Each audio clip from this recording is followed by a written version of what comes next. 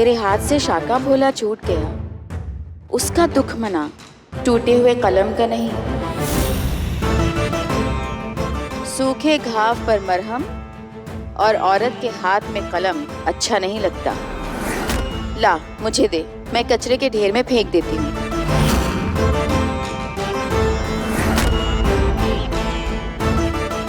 जाने वाला तो चला गया, अब तू भी भूल जा उसे। क्या आप अपने भगवान को भूल सकती हो?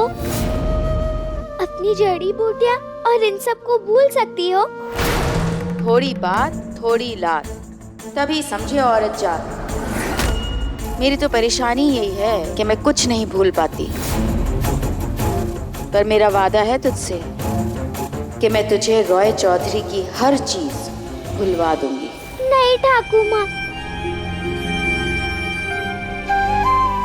जो मेरे सखा बाबू ने सिखाया है मुझे, वो मैं कभी नहीं भूल सकती हूँ। वो मुझे उड़ान देना चाहते हैं और मैं उड़ूंगी।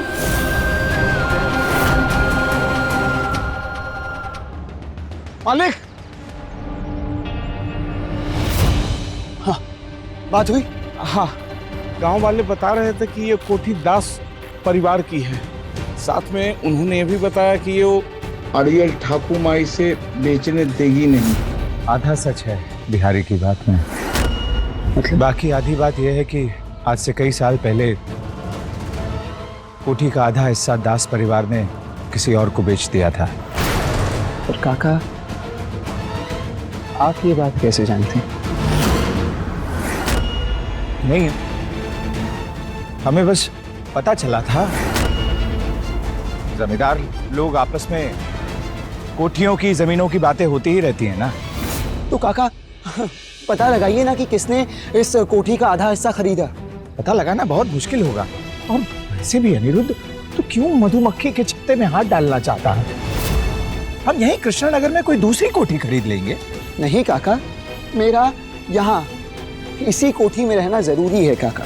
अरे लेकिन तेरे लिए जरूरी है तो बौद्धता की ठाकुर माँ के लिए भी तो यही जरूरी होगा। क्या वो उसे एक भी पल छोड़ेगी? नहीं ना। काका ये सब छोड़िए, पहले आप इस कोठी के मालिक का पता लगाइए, उनसे मिलिए, उनसे कहिए कि हम उनकी कोठी खरीदना चाहते हैं। बस बाकी बाद में देखा जाएगा। ठीक ठीक ठीक है अनिरुद्ध, पता लगवाते हैं कोठी के आधे हिस्से के मालिक का। शुक्रिया काका, शुक्रिया। काका, अगर 1% भी मौका है ना इस कोठी को खरीदने का, तो मैं उसे गंवाना नहीं चाहता। तो जरूर उड़ना, जितना चाहे उतना उड़ना, लेकिन सिर्फ ख्यालों में, क्योंकि औरत और घुंघरू की जगह पैरों में होती है। ठीक है, तू रख ले इस कलम को कहीं छुपा के। मेरा वादा है कि एक दिन तू अपने हाथों से इसे फेंकेगी, और उस दिन ये कलम निशानी होगा तेरे सखा बाबू की हार का और मेरी जीत का।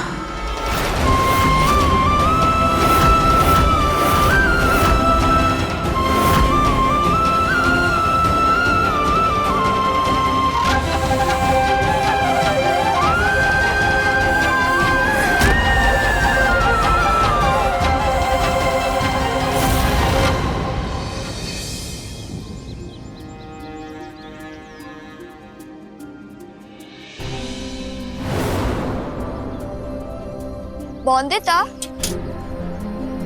अब दुखी होने से क्या फायदा? मैंने तो पहले ही समझाया था कि यहाँ वही होता है जो ठाकुर माँ चाहती है।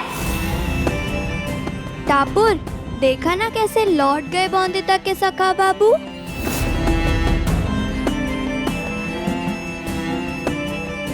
अब मुझे आंखें दिखाने से क्या होगा?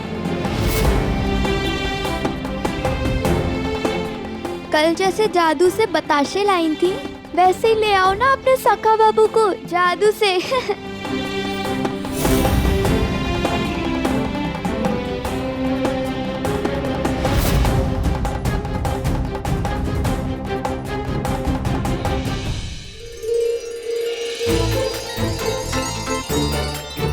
दीदी सुनो तो।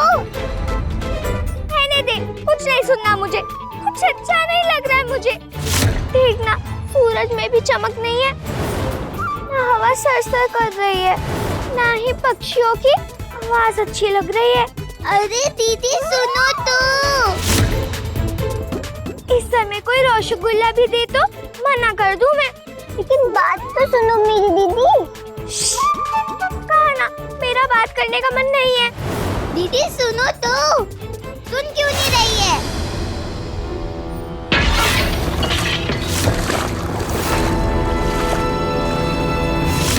क्या किया ठाकुर? कलसी गिराई थी ना तूने, सारा पानी गिरा दिया। ठाकुर माँ तो मुझे यही कहेगी ना, थोड़ी बात थोड़ी लात, तभी समझी औरत जात।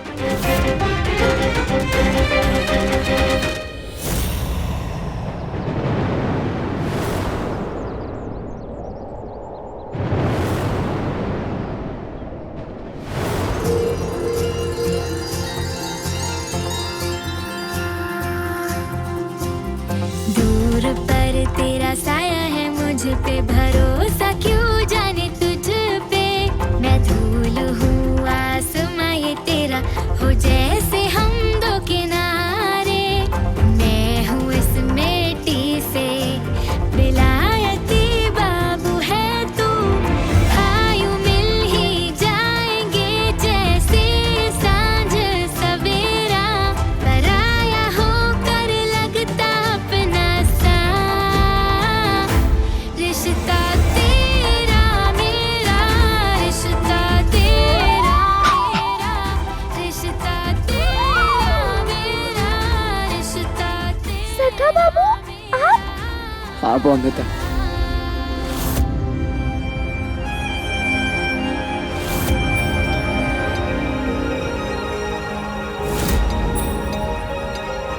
बंदिता दीदी कब से यही तो बताने की कोशिश कर रही हूँ ना, हमारी ये वाली कुटी का हिस्सा खरीद लिया आपके सखा बाबू ने। तो आपके नए पड़ोसी रॉय चौधरियों का स्वागत किया जाएगा या नहीं?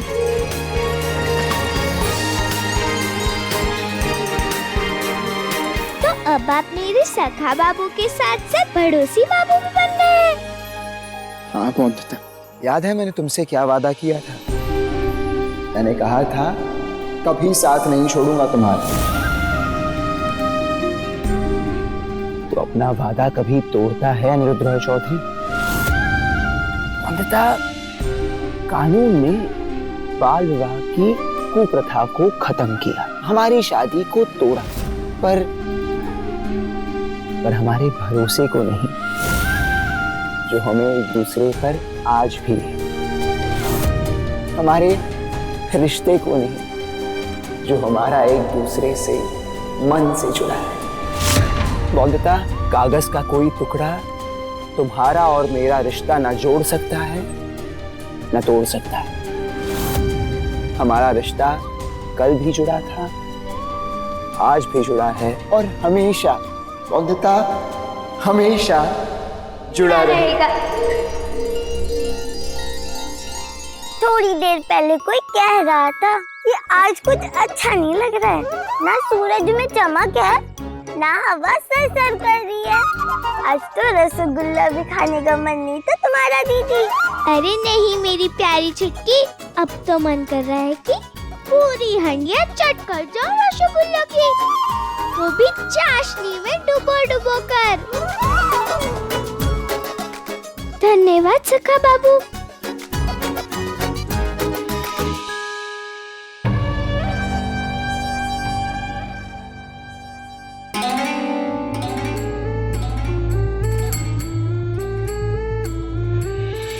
झूठ कहूं तो जान ले लो मेरी, घी ना पिया तो क्या जिया। 2 चम्मच घी खा के बाद में इसमें तेल मिला दूंगी, कहाँ पता चलेगा सासू माँ को।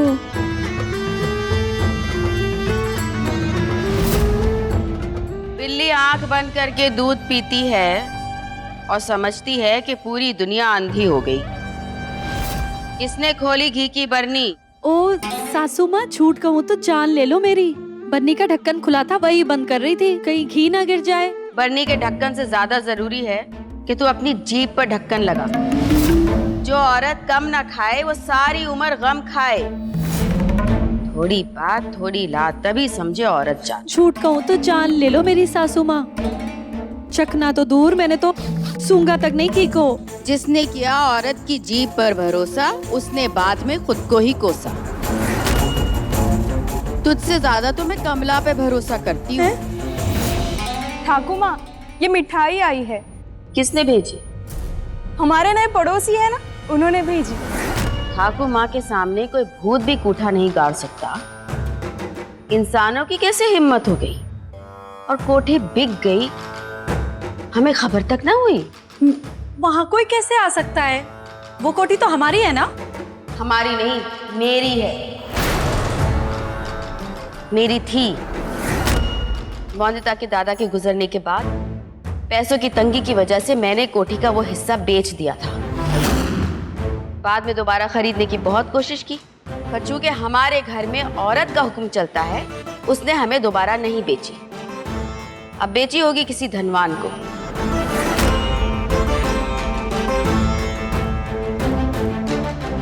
लड्डू तो असली घी में बने हैं। लगता है अच्छी चीजों की पहचान है इन्हें, पर मैं नहीं खाती। मैं खाती हूँ। मैं भी कहाँ खाती हूँ। कमला, एक काम कर, ये छुपा के रख देना और नजर रखना इस पर। चोरों को भी ईमानदार चौकीदार चाहिए, छुपाने की जरूरत नहीं। बांट दे बच्चों में। जी। ठाकुर माँ, मालूम है हमारे नए पड़ोसी कौन है? वही वंदिता के सखा बाबू।